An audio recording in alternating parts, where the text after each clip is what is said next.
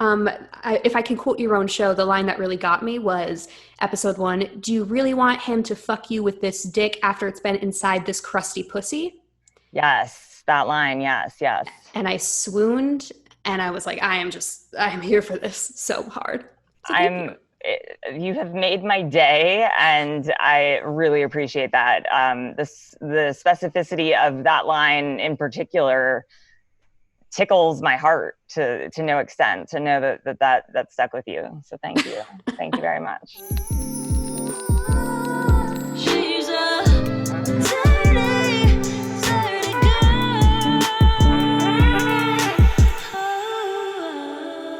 Let's get dirty. Hello everyone, how are you doing? We have a super awesome special guest this week. Today we have Cody Heller. Cody is a writer slash producer slash showrunner slash badass who's worked on amazing shows like Wilfred on FX, Deadbeat on Hulu, Kidding on Showtime, and you can binge her new show Dummy on Quibi right now. Dummy is so fucking funny. It's a buddy comedy about a woman befriending her boyfriend's sex doll, starring Anna Kendrick and Meredith Hagner. I had so much fun hanging out with Cody. Hope you enjoy. So let's talk a little bit about your writing journey, talk about how this became. Actually, first of all, are you sick of answering the same questions over and over doing press? I haven't done that many interviews or whatnot, but I've done a fair amount to the point now where I'm like, fuck, now I sound rehearsed because it's like, how did the idea come up? And I tell the same thing and I try to vary it a little bit, but I find myself being like, oh my God, that sounded like you've said it a million times. And I'm like, I get really in my head about it. So there was one recent podcast where I just sort of decided like, I don't want to do it the same way. So I just started interviewing the guy instead. And we eventually talked about Dummy and other stuff, but I just was like, yeah, because it's a lot of the same shit. But all right, then let's not. But that's a great question, Heather Ann. I love that question. Yeah. Then let's. I was sort of researching you and getting to know you, and that's the first. I followed you on Instagram. Oh my God, thank you. Follow for follow. You already followed me, right? Or is that someone else? I followed you 2 years ago when Ari told me to follow you. That makes me feel really special. Honestly, it does. When I see that follow back thing come up, I'm like, oh my God, really? It feels so rare. It feels like such a special gift of like, oh my God, I had this thing and I didn't even know it. I had this potential sitting before me this entire time. And now I press this button. But anyway, sorry to interrupt you.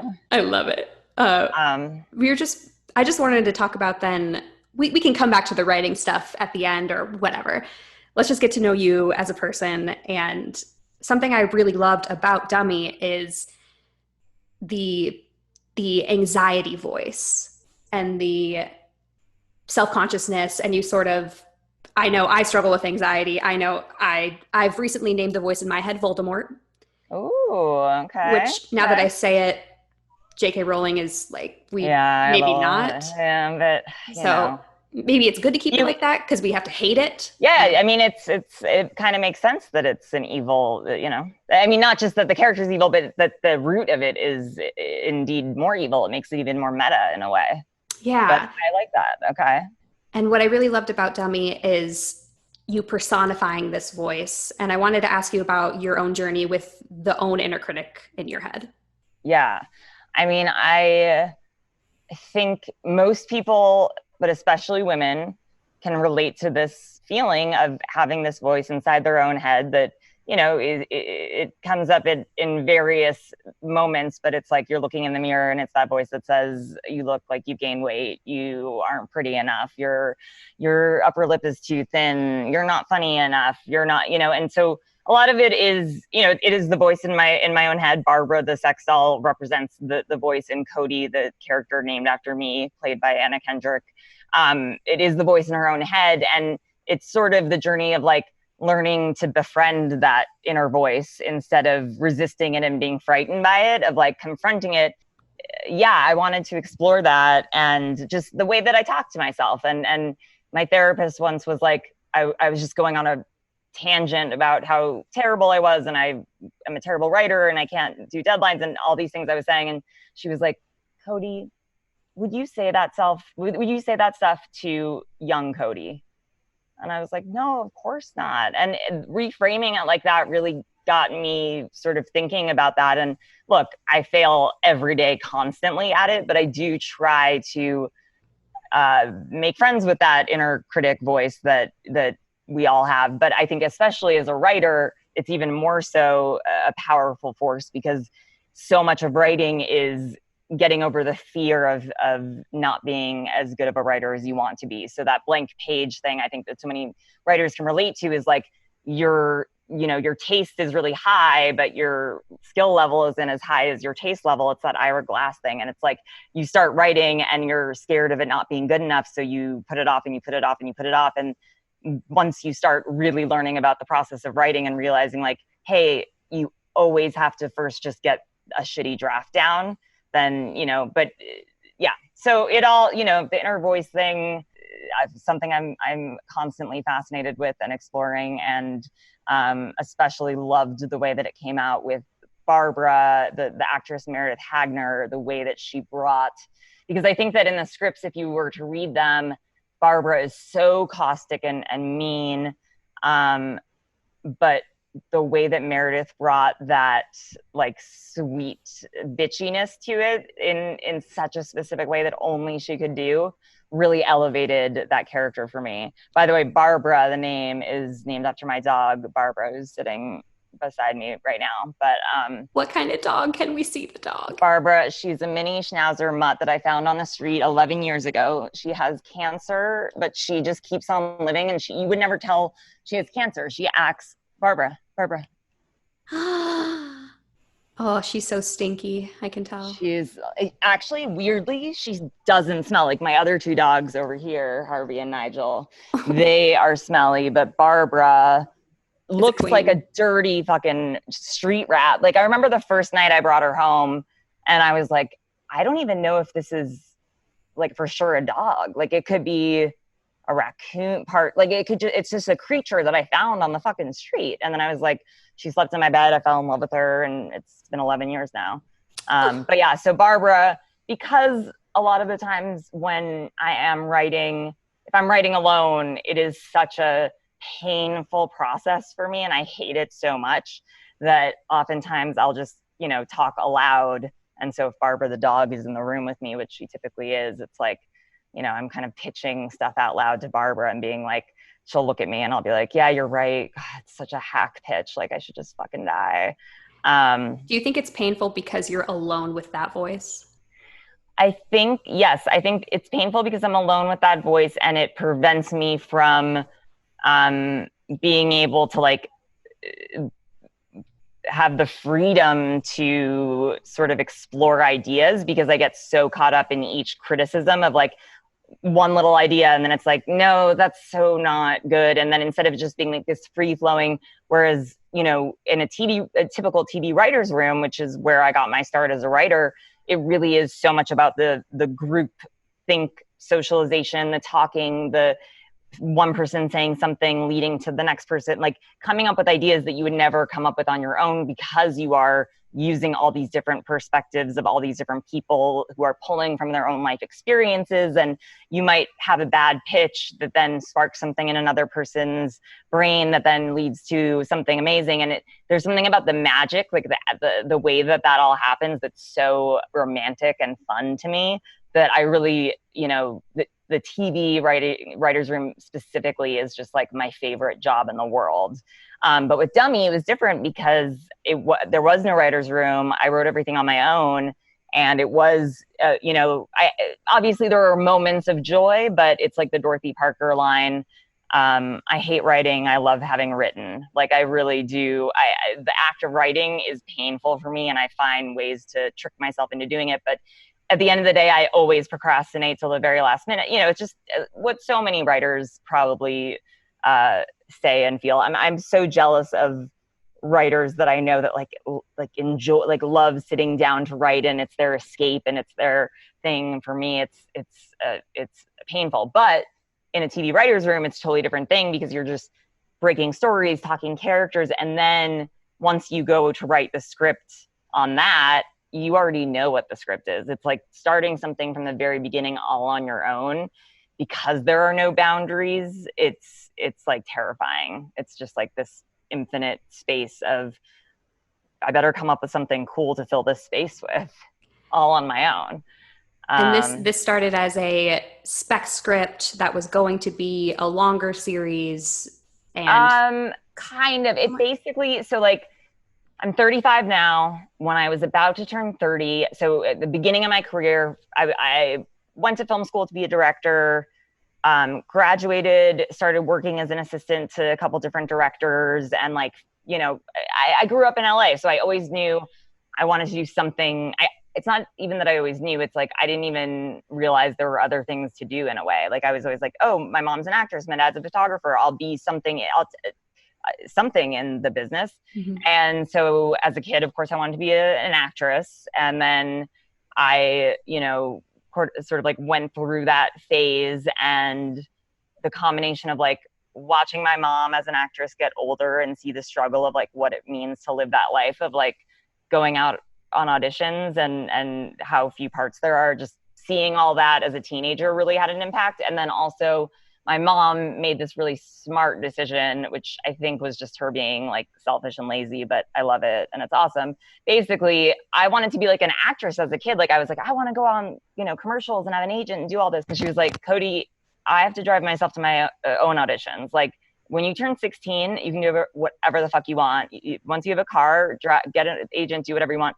But by the time I was 16, I went to this art high school. So I'd taken writing classes and directing classes. And by that time I realized, oh, I don't think specifically acting is the thing that I want to pursue. I was, you know, exploring what specifically I wanted to do as a storyteller. And it was the first time that I saw a TV writer's room like in person, because I was working for a director who was directing a pilot, and I saw the writer's room, and I was like, this feels like, you know, it sounds so cheesy, but I was like, this feels like home. This is like what I want to do. This is amazing. So then I sort of transitioned and started specifically, you know, watching as many TV shows and breaking them down, reading books about TV writing. And of course, this was a different time. It was only, you know, 10 to 15 years ago, but even then it was so different, the landscape. Like you were expected to write a spec pilot of an existing show as your sample. So you would write like a friend's spec or whatever, you know, and that would be your sample to then be considered to be hired as a staff writer on other shows. But so I wrote like an Always Sunny in Philadelphia spec pilot back in the day. But now the standard is you write an original pilot. So this is a super long-winded way of getting back to your original question, which is that I had a writing partner for the first like 5 years of my professional writing career. And he's great and we're still totally friends. But as I was nearing 30, I was starting to be like, I don't feel like this is my voice anymore. Like, I feel like I want to start telling different stories. We worked on some amazing shows together. I worked on a show called Wilfred, which was where I like learned how to write TV and was such an amazing experience. And that was with Brett, my old writing partner. And then we created this show called Deadbeat on Hulu. And we did that for 3 seasons. But by the end of that, I had sort of realized like, okay, I want to go off on my own and be a writer and specifically write female stories, because I had this male writing partner. And I felt like a lot of times I was no fault of his whatsoever. It was just like, I was not telling the stories that were making me watch it and be like, oh, that's my voice. So after parting ways as writing partners, my agents were like, okay, so you need a new spec sample now for staffing season, because we can't just use, even though like I had had my own show for 3 seasons, it's still, you need a new sample to represent your own voice. And so this coincided with me just starting to date my now fiance, Dan Harmon, who is creator of Community and co-creator of Rick and Morty. Like, sorry, Barbara barking. Barbara, come on. Hey. You're doing great, Barbara. Barbara, you're killing it. But I had just started dating him. So it was, all these things kind of happened at the same time, but I had to write a new script. And I was really struggling to write on my own because I had been so accustomed to having a partner that it was just so scary and to be accountable to myself. And it was just, I was having such a tough time. And then also dating Dan, worrying about what he would think of me as a solo writer and wanting to impress him and feel validation, because in my mind, he is so prolific and successful and I'm not compared to him, and all these things going on in my head. So basically that was sort of the origin of how Dummy came to be a spec pilot, was that like I, used all the things that were really going on in my real life. And in real life, when I started dating Dan, very early on in the relationship, we just had this conversation. It was like literally first, second date. We were just like, talking about all of our past relationships, what had gone wrong, what we wanted to do better, what we were looking for. And we just made this sort of pact of like, let's be super fucking honest with each other about like everything early on. Like, let's right now tell each other our darkest secrets, like the sexual kinks and fetishes that we might not, tell other people, or ones that we do to whatever, but just like get it out on the table. And one of the things that came out of that conversation was the fact that Dan had a sex doll. And I guess he had like, when I first started dating him, he had a podcast for years, and I guess he talked about it on the podcast, but I didn't know any of this. So he tells me this, and I sort of just am like, cool. Like, I'm a sexually liberated, evolved woman. It's, it's an inanimate object that you use to, the truth is I dramatized it for the show because it made it a little more high stakes. But the truth is that, and I'm not betraying his trust here because he talked about it on his podcast, but Dan has like a foot pantyhose fetish. So he had a mannequin leg that he would use, and for, self-pleasure purposes. And one of his dogs chewed up the mannequin leg. And so then he wound up finding this like discounted sex doll online, and he ordered it like specifically for the feet. And so in real life, I think he probably tried to have sex with it a couple times, like in the blowjob and in the vagina, but like that wasn't really what he was using it for primarily.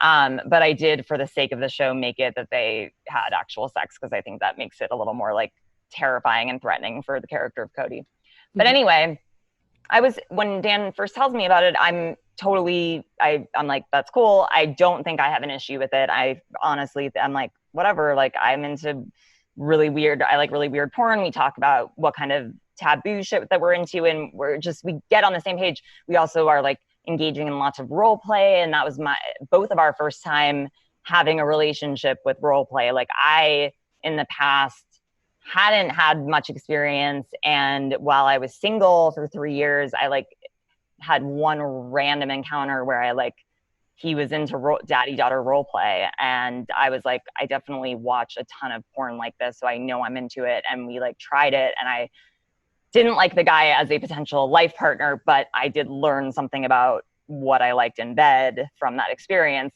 So that was something that Dan and I talked about all these things in the beginning.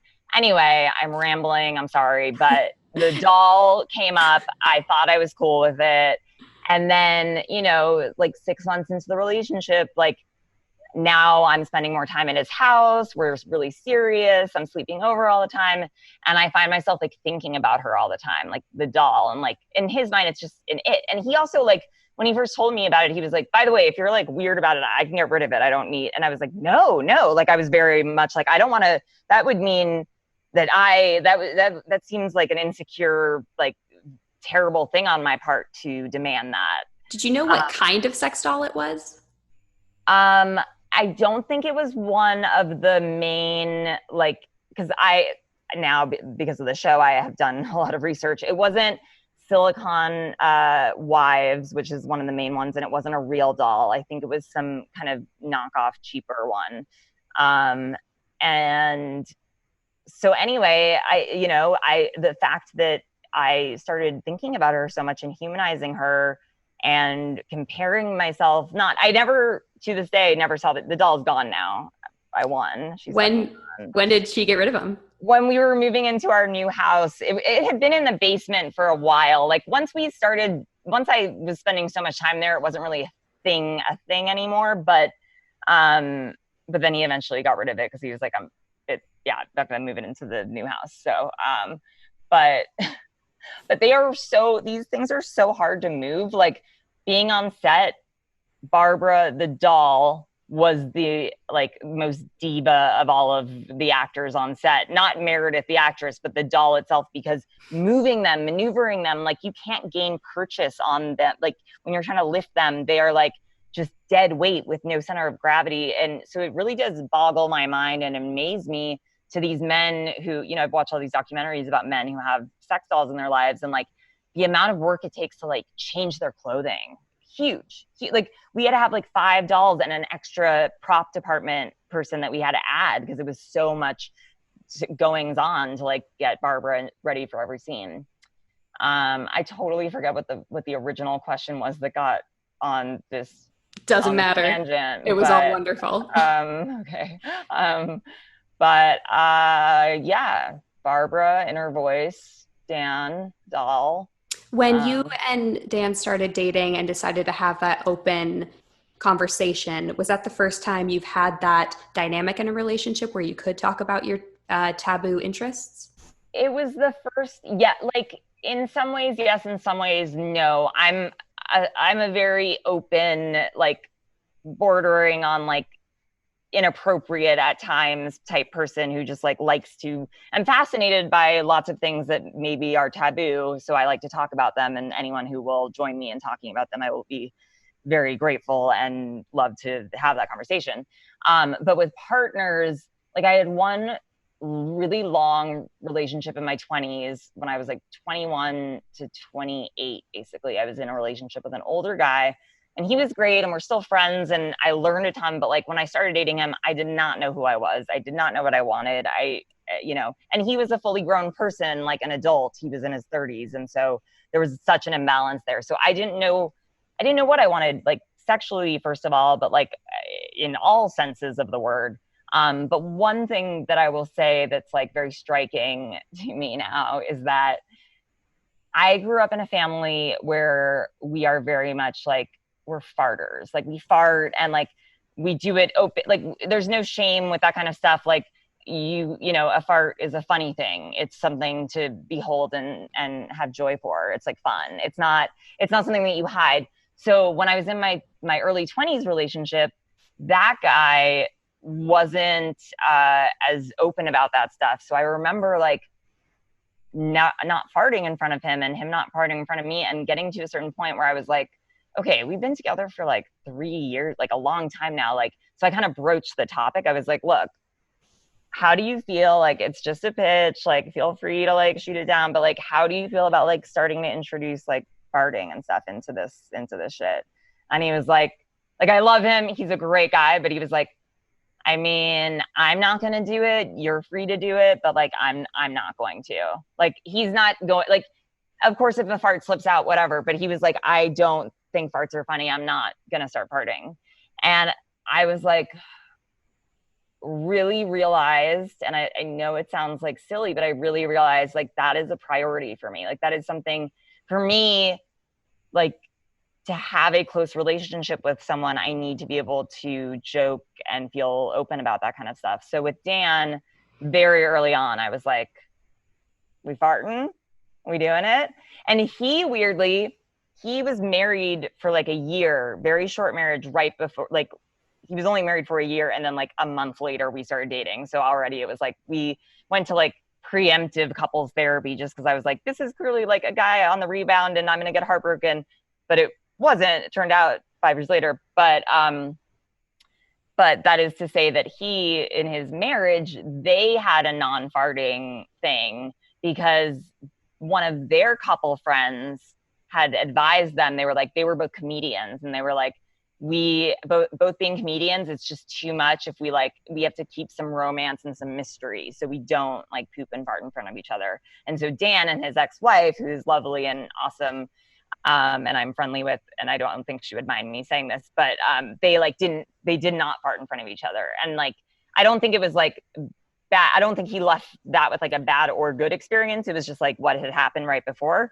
So when I was like, let's go ahead and like get this party started, he was down. And I gotta say, it's like a huge source of fun in our house. And so I realized that, like, even though that sounds like such a ridiculous thing, it is something that I need just as much as I want to be able to tell Dan, like, hey, I have this really dirty fantasy where, like, I want to be, you know, raped, and what, you know, things that are like, look, it's scary to say if you think you're going to be judged by someone, but if you know you're not going to be judged and you trust that person, then suddenly the world is like, you can create your own happiness. So yeah, that was, this is definitely the first relationship where it's been like all out on the, like, just complete honesty about all of that stuff. And it's been really fun. I really recommend it.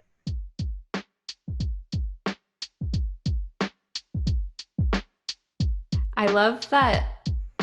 How did farting become such an intimate thing? Like, you can have your asshole eaten out, but not fart in front of somebody. I know, it's really so strange. And like Anna Kendrick, so she doesn't think farts are funny, and I'm like, farts are funny. And so for Dummy, and like, we're friends, and like, I give her a hard time about, you know, whatever. She's amazing. But in the pilot, I wrote in the script, like, Cody goes to the bathroom, she lets out a light fart, flushes, and it was in the script. And on the day on set, Anna was like, I'm not doing that. And I was like, well, okay, I don't expect you to like be able to fart on cue. Is that what you're saying? And she's like, no, like, I don't think farts are funny. I don't want to do this joke. And I was like, Anna, I hate to tell you this, but like, I'm adding it in post, and like, I'm going to make it even louder now. And so I had so much fun with adding that fart in post. And I think it's fucking funny. I do. I think farts are funny. When you were deciding to add, what does like the sound designer decide? Did you have like there bunch of options? Monkeyland Audio, this guy Kelly, but the part that he chose originally was just like the winner. And then like, I maybe asked him to play me a few others just to see the options. And I was like, no, Kelly, you obviously nailed it the first time. And that's the best part I've ever heard. It's beautiful. It's perfect. It's light and fluffy. Like, I wanted a certain quality to it that he just captured just instinctively. So it was really beautiful. You went with a drier fart as opposed to a heavier one? Yeah, it was more of like an open air kind of like an opening, and then, but it's not, there's not as much popping as something that's sort of got to emerge. It's more of just like the asshole opens up and then it comes out, and then that asshole closes, and then it's kind of, there's an airiness to it, brightness. And how does a sound designer get these farts? There's just a library of like millions of different screams, farts, shoes, door creaking, you know, it's a whole, and I mean, these people are amazing at their jobs, just like the details. And I remember one thing that I kept being annoyed at was like, I loved him so much, he was the best, but he kept doing, for night scenes, the crickets were like a little too loud, and I'd be like, no, come on, like, enough with the crickets. But it's so interesting. It's whole, and then the other really fascinating thing, which was, you know, this was my first time show running completely like my own show, and it's like, I'm literally the leader of every step of the way, so got to be in every single step of everything. And my favorite new thing that like I had never really known about was loop group. And you know what loop group is? It's basically people that come in to record audio. For example, if there's a nightclub scene and you have a bunch of people dancing and talking, but your scene is basically about the main couple having their conversation. When you're shooting that scene in real life, in order to get the quality of the audio good enough, none of the extras can be talking or dancing. They're all just faking it. And only the two main actors are talking. So then the loop group comes in and they watch the video and they make up they make up stuff to make chatter, just like background chatter, or like, and they'll be like, and there's a bunch of them, they come as a troupe and they kind of play off each other like improvisers. And it was just it was so impressive and just such a unique, cool thing that, you know, I I had heard the term loop group obviously, but I'd never seen it in action, and it was so impressive and cool.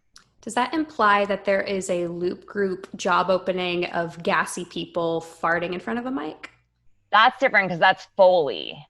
Foley is like making sounds like a fart sound, a creaking of a door, like the sound effects that are not human voices. So I think a fart, I would be curious to know if most farts are like an actual person farting or more just like, that's a really great question, Heather Ann, because I don't know. Probably not a real person. I want to know if Anna's fart came from a real person or if it's like just a Foley artist creating the sound out of like a tin can with a rubber band or some shit. You know, like who knows? They're geniuses. They can do anything. And if it was like a real fart, just to know that your fart was chosen, that must be such an honor. I know, it's like the thing that they say about like if you're on a laugh track that like then you live forever because like if you have like a loud laugh and it gets captured on a laugh track and then it's on some show that, you know, that is Golden Girls and it's on a million times.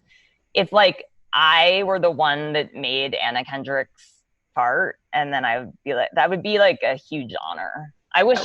Thinking back, I honestly am a little bit regretful that I didn't decide to do the fart myself and be like, look, this is like my little Alfred Hitchcock moment. My little cameo is just this audio fart. I'm sure she would have been delighted. Yeah.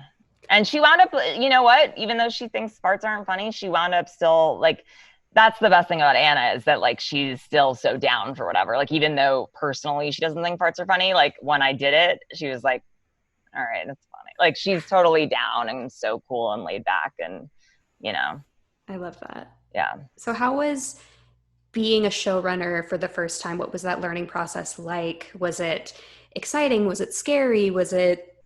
I had so when I did Deadbeat at Hulu, which was the show I did for 3 seasons with my old writing partner, Brett Connor, it was weird. It was at the very beginning of Hulu, kind of like the very beginning of Quibi. It was like, you know, one of the first original programming things that they were making. And so it was this weird thing where like the word showrunner was never really said, but like we had been staff writers. So going from that to showrunner would be this huge leap. So they brought on this guy who was going to direct all the episodes, but also be an executive producer. Little did we know, like technically he was the showrunner. No one just used the word. So like he did have more power than us at the end of the day. So this was my first time literally being the one with all the power in the end who like has the last word, which was very cool. But I've been in so many situations of being like a co-executive producer or being, you know, doing the job of show running, but just like not having that final say. But so that, thank God I had that, because I needed all that training of how to manage things and the way production runs and the way that the order of things. If you were not, there's no way you could just blindly go into that job and be like, all right, I'm the showrunner. Like you need to have that training of working your way up as a writer producer to know that this is the way things sort of work. So I already had that basic knowledge, but then getting to showrun my own show was literally like a dream. It was an 18-day shoot, and every day on the way to work, I was like the happiest I'd ever been in my whole entire life. I was like, I felt so fulfilled. You know, all that, the inner critic, the voice that tells you you're not good enough. Like I finally felt like, oh, I found something that I feel like I'm good at. Like I felt like I was good at leading, and it was such a great group of people. I mean, you know, I'm bragging about myself, but the truth is I really just got lucky by surrounding myself with this incredible team of people, mostly women, because I was like, I'm making this show that's very much about being a woman. And so I definitely want as many people working on it, department heads, et cetera, to be women. And it was that, which was really cool. But it's just really funny because I've been thinking lately, just, you know, with everything going on in the world and the revolution and all these amazing things that are happening, I'm like, oh God, like I was so proud a couple months ago to be like, I had so many women in my crew. And now I'm like, yeah, they were all white women, like not good enough. You know, like we're all learning, and it's a great, like being able to have the privilege to have that experience and then be like, okay, fuck, I need to do better next time. If I'm lucky enough to get it next time, I will need to do better at that, which like the industry has gone through so many, just in the 10-ish years I've been a writer. Like I've been in rooms where I was the only woman at all. And now it's like very, way more equal between men and women, but still there's this just huge lack of inclusivity, diversity, whatever. There's also now I'm feeling like getting into these conversations where I'm like, I was using the word BIPOC, and then my friend was like, Cody, that word, like my Black friend was kind of being like, no one, that BIPOC's not there. And I was like, but I reading Me and White Supremacy, and I thought that was the word. And like everything's evolving so fast, and it's an amazing time, and I'm embracing trying to do my best and be the best ally / then I read ally is no longer, now accomplice is supposed to be the word that you use. And I'm like, I'm just trying to keep up and do the best I can. And it's feeling exciting to be a part of trying to make things better for the first time. Yeah. But yeah. I mean, that's great that you're doing the work. I know not a lot of people are even bothering to do the work. And I mean, I of my group of friends who are writers and who are mostly white, like I feel like everyone, I'm so like happy and inspired to see that everyone really is doing the work, and that's so fucking cool. But yeah, like I was thinking back to just my career and the fact that so tragic, but about a month ago one of my friends killed herself, and she sorry was to hear that. Thank you. She was this incredibly gifted and just one of the most amazing writers and people I've ever worked with.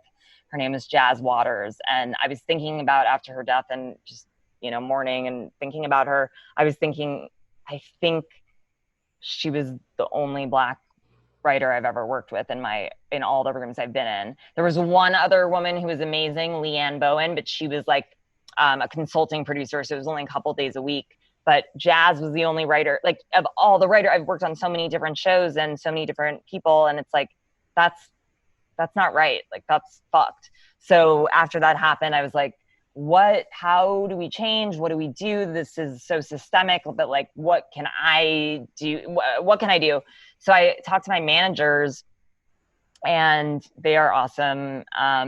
And we're totally down to have this conversation. And I was like, how would you feel? I don't have a huge like social media presence, but I have, some followers on Instagram, and I know a lot of them are fans of Dan's, who are fans of his because they want to be writers, so they're fans of mine now. So what if I posted a thing that was like a call out to, I use the word BIPOC, but I wish I had used a different word, but now I don't even know what the right word, but I was like, any writers of color that are currently unrepresented, like reach out to me and I will help you like in whatever way I can, which for me was like, I can help my managers who don't represent that many people of color help make introductions. And so I wound up getting like, I think over 80 submissions of scripts, and now have been reading them myself, found some amazing writers that I'm like, oh my God, if I ever have the opportunity to have a room again, like I know some of these people I'll want to hire. And a lot of them have now started getting represented by my managers. Like, there's a lot of people, so it didn't work out for everyone, but like it was something that at least I got to see my action. And, maybe that's selfish and terrible to say, but it did give me like encouragement to keep going, because I was like, oh, I can see me trying to make an action to help something and seeing there be an actual concept, like a good effect of that, was really like satisfying. Yeah, that feels. But then I'm like, oh, I'm being such a white savior. Like I'm a piece of shit. Fuck me. Like, it's just a constant. It's just, I feel like it's what all of my white girlfriends right now are we're all talking about, is just this, we need to start doing the work. We need to fix things. Mm-hmm. That is something I also really loved in Dummy, was the self-awareness of writing this feminist buddy comedy, and the scene about the Bechdel test, and that all was just very funny. I don't want to spoil Thank it you, for thank anybody, you. but yeah, I enjoyed that self-awareness. Thank you very much. And that's a conversation, yeah, with, you know, with Dirty Girl specifically. I've been trying to amplify Black voices the past few weeks. And if I look back on the few seasons that we've done, I don't think, I think it is pretty white. You Yeah. know, there definitely is some women of color in there, but it is mostly white. And I too want to do better. And Yeah, I too, and I think that that's what's beautiful about that moment, about this moment for us, is the realizing this privilege that we have and saying like, okay, now we're gonna do something about it with this privilege. And it's like, it's what we have to do. And I think it's exciting for every person in their own individual way to like work toward that and have this common goal of like a better world, a world without white supremacy, which seems like worlds away, but I do feel like now more than ever in my lifetime, it is finally feeling like something is for real shifting. yeah, it feels like, I don't know, I had a Facebook memory the other day that 3 years ago my status was Black Lives Matter, and I don't even remember what was happening that made me post that 3 years ago. And it's a little crazy to me that this conversation is happening again, but it feels like it's being heard in a way that's different. It feels different. I completely understand that it's like, even, I mean, this is like, I don't want to admit this, but I watch Law and Order SVU, and I know that it's terrible to watch because it literally is all the things. It glorifies police violence and like police officers that like break the rules but are heroes and are doing it for the right reason, and it criminalizes Black and brown people. It's like the worst thing ever. But even I was watching a rerun the other day, and it was a whole Black Lives Matter thing, and it's from years ago. And it's like, yeah, this has been going on for a long time and no one has taken it seriously, but this is the first time that it really does feel like white people are taking it seriously.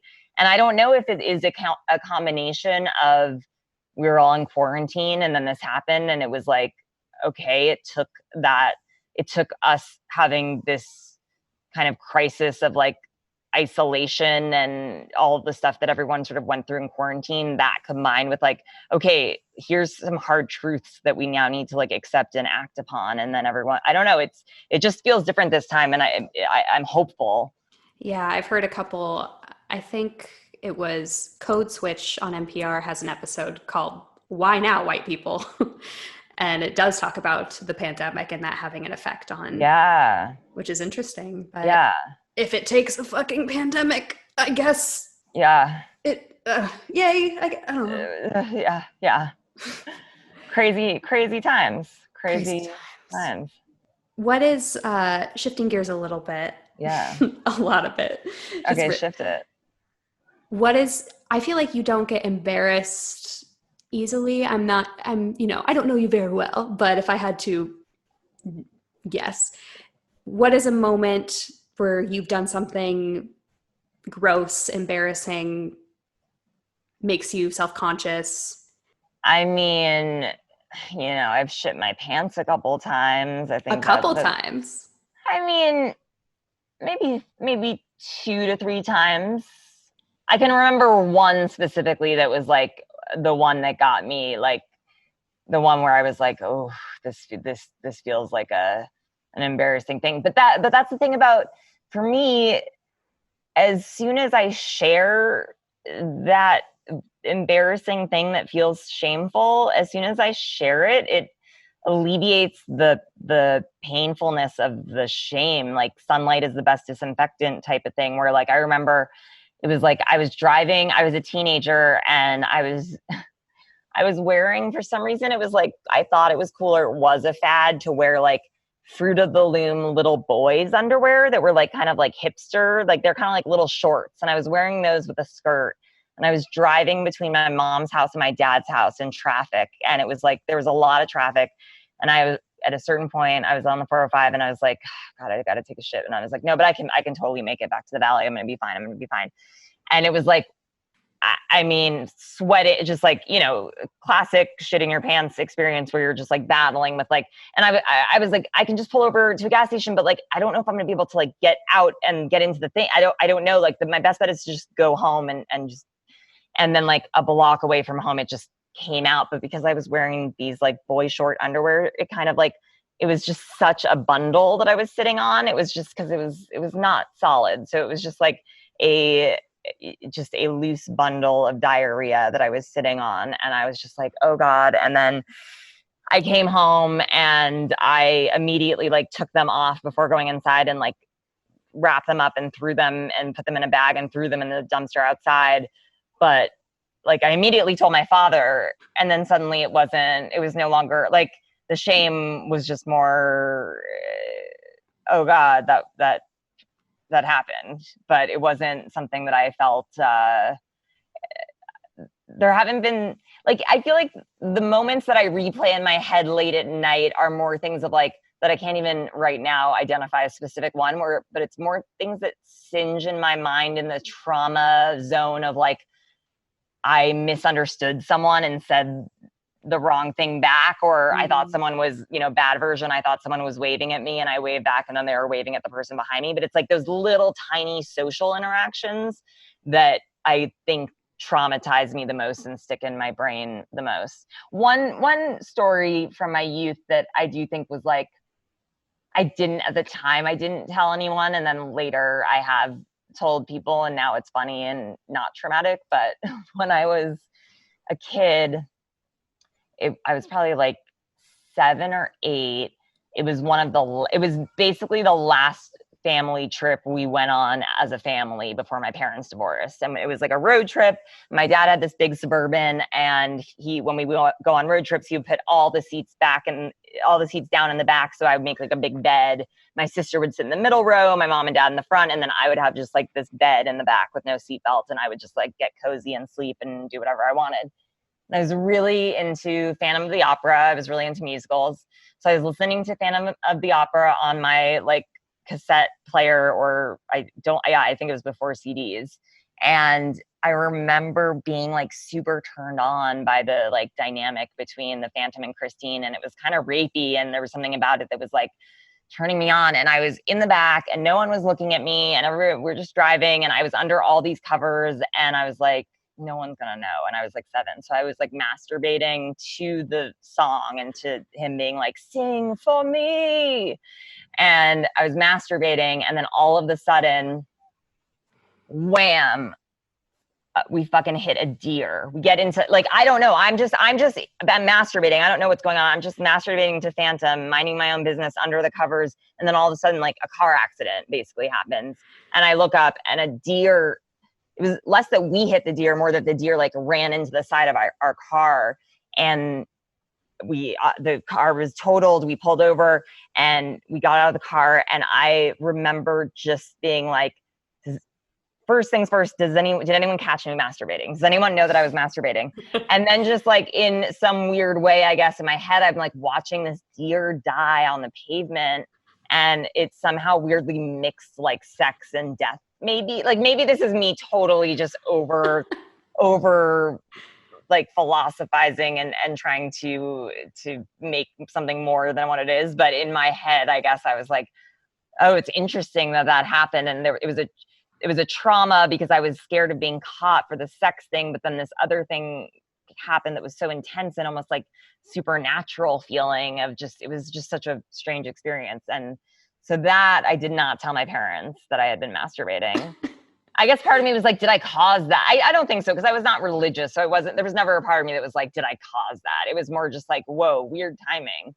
I mean, in college, I didn't orgasm until I was 22. What? Yeah. Which is so sad. Just proves that like we need pleasure-centered sex ed. Yeah. But so wait, can I ask you a question? Yeah. Did you, as a kid, like explore your body and masturbate, but you just never got to the point of knowing how to get yourself to climax? Yeah, it was like, my thing is I played The Sims, and whenever The Sims woohooed, I was like, oh my God, yeah. and there were things that I didn't even know was masturbating. Like I Just like rubbing on something. rubbing. Like, yeah.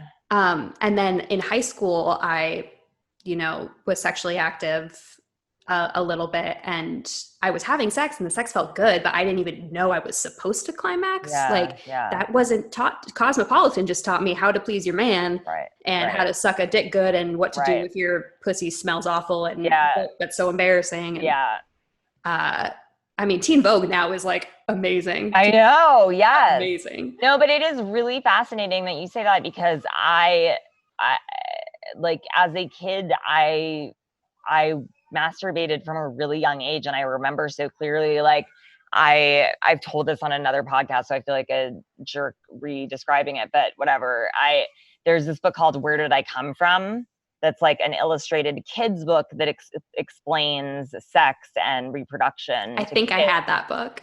And it was like my favorite book, and I read it all the time. And I have these very vivid memories of like my parents had had like jacuzzi jets in our bathtub, and I would like park myself on the jacuzzi jet at like 5 years old, turning to the page where it's like, when the dad and the mom love each other so much that they want to get as close as possible, they hug until, and like they show, like you see a penis, like you, and I was like, that was my original porn. I was like masturbating to this.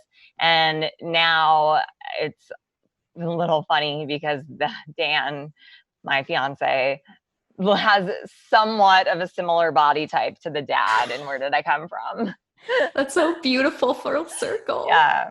But yeah, and my friends and I used to have like, we used to do things where we would be like, this was more like 5th grade maybe. We would all take a stuffed animal or a pillow and go to different parts of the room for privacy with the lights off, and we would all hump our thing until like whoever came first. We weren't calling it that. It was just like, we didn't have words for it. It was just like this thing that we did, but it was like whoever finished first was like, okay, I finished, like I won. I think I must, you may not have been the only person to do this, but I interviewed somebody else for this podcast that told me about in the 5th grade, their pillow humping sleepover or stuffed animal humping sleepovers. And that would be crazy if it was like one of Oh my God, what if it was friends. the same? That would be, no, that would be amazing. But also it would be amazing if it's not the case, because I do feel like it is so much more common.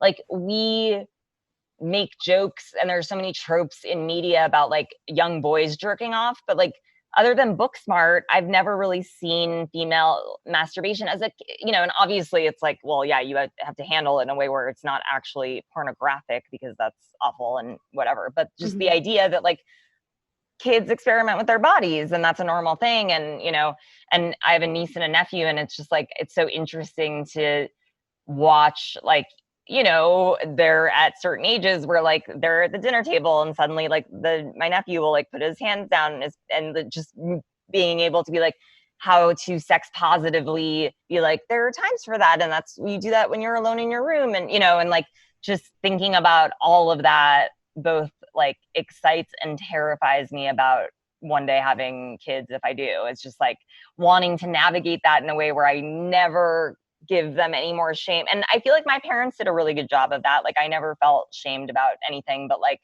I also never felt like I never got like caught masturbating. I never had that moment.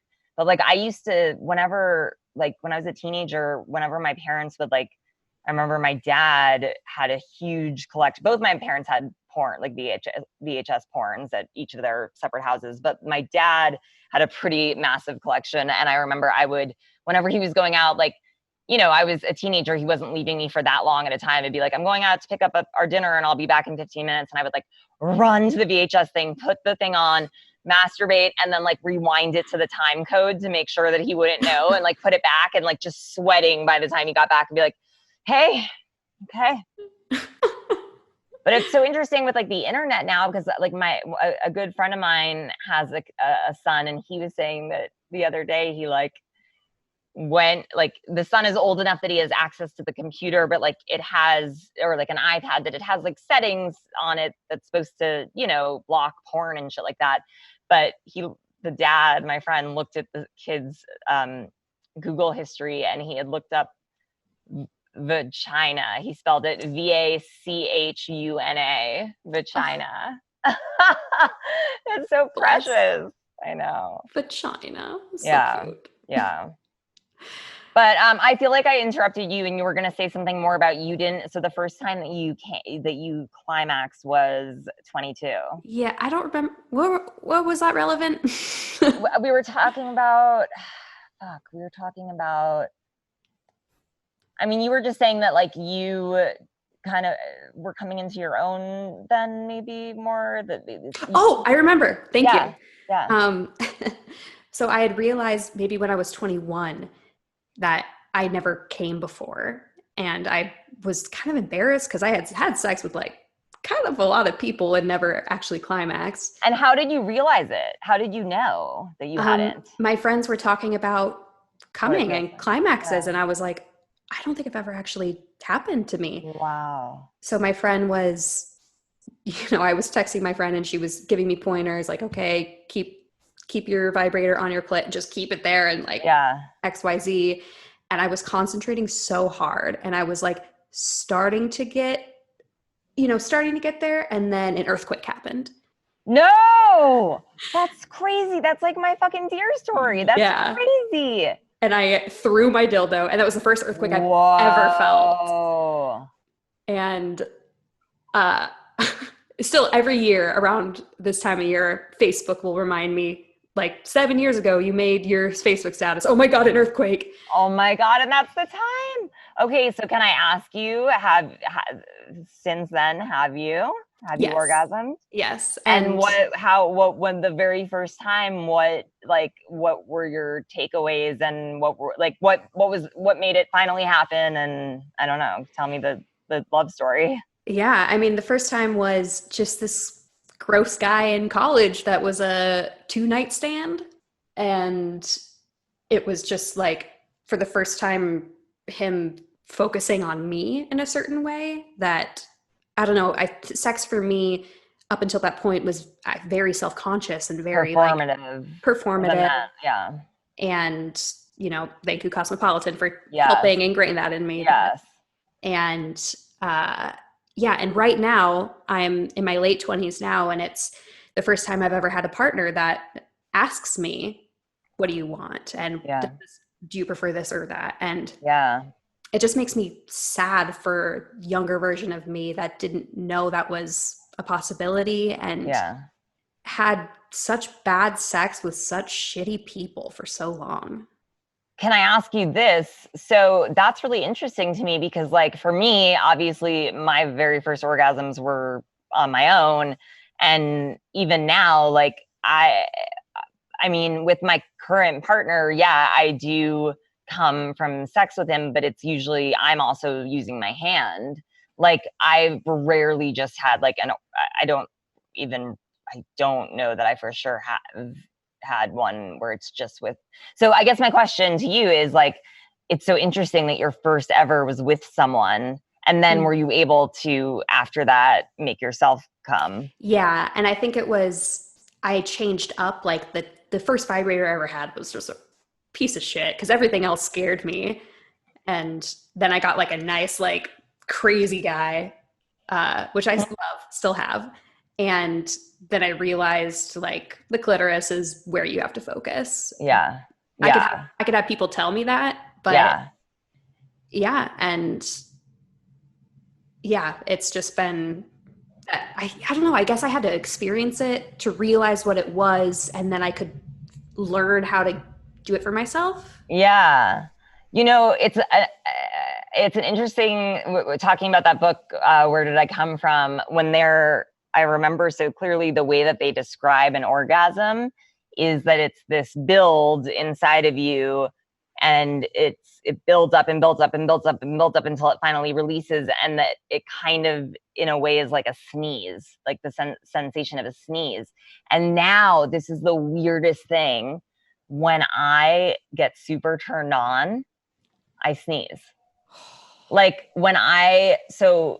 it's funny because Dan and I do a lot of role play, and I happen to be into like role play where I'm either like passed out and being molested and taken advantage of, or like just I like to.